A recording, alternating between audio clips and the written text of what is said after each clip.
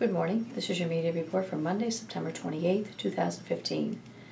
I'm Sergeant Lori McGee, Media Relations Officer for the St. John Police Force. From Friday morning, September 25th until today's date, police have responded to 313 calls for service. We would like to hear from anyone that has any information concerning any of our calls or investigations. We can be reached at 506-648-3333, at our email, police@stjohn.ca, or you can do it anonymously through the Provincial Crime Stoppers at 1-800-222-8477 or on their website at crimenb.ca. On Friday morning at 7:55 a.m., a 52-year-old male and a 49-year-old female were arrested for failing to comply with their respective undertakings to have no contact with one another. They were found together when police conducted a compliance check at a Charlotte Street residence. Both were held in custody for a court appearance. At 10:05 p.m. on Friday evening, police were called to the Black River Road residence for a report of threats. A 52-year-old male was arrested for threatening his neighbor with a pipe. He was later released on conditions to appear in court at a later date. At 8:42 a.m. Saturday morning, police were called to a Riverside Lane residence for a report of a break-and-enter. The caller reports that a former tenant broke into the apartment sometime over the weekend to retrieve some furniture he left behind. The incident remains under investigation. At 11:38 a.m., police received a call to the intersection of Adelaide Street and Vizard Street for pedestrians struck in a crosswalk. A 24-year-old male was not injured, while a 24-year-old female and a 5-year-old child received minor injuries. They were treated at the regional hospital and later released. The female driver was not injured, and the accident remains under investigation.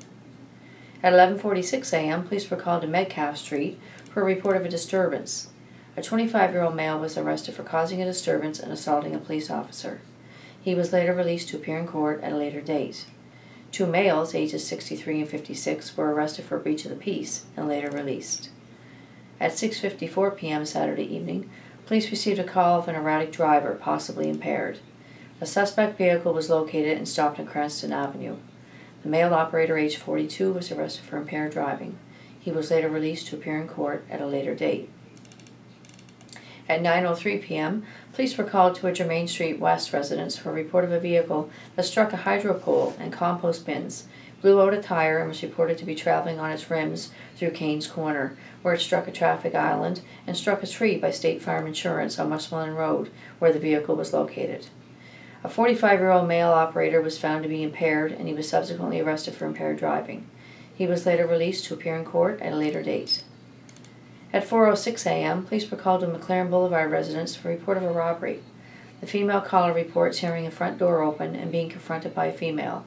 They had an exchange of words, and the caller barricaded herself in another room. Police were contacted, and the suspect was gone upon police arrival. Major crime was called, and the incident remains under investigation. At 8:40 a.m. Sunday morning, a 23-year-old male was arrested for an assault on his mother after police were called to the area of Sydney Street, known as Rainbow Park, for two people arguing. The accused reportedly grabbed the victim and choked her. The accused was later released on conditions to appear in court at a later date. This will conclude the media report for Monday, September the 28th. Have a good day and be safe.